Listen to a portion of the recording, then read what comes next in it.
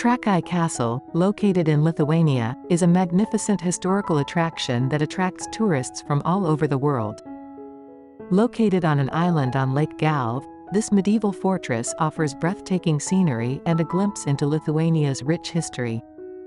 Trakai Castle is not only a popular tourist destination, but it is also of great importance in Lithuanian culture.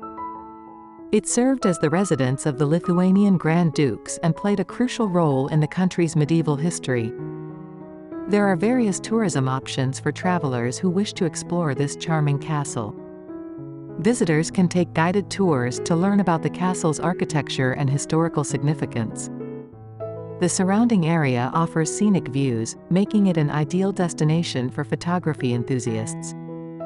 For those interested in history and culture, Trakai Castle provides ample opportunities for exploration.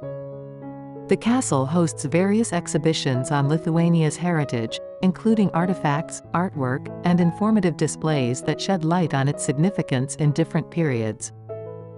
Whether you are a history buff or just looking for an unforgettable travel experience, Trakai Castle is sure to leave a lasting impression.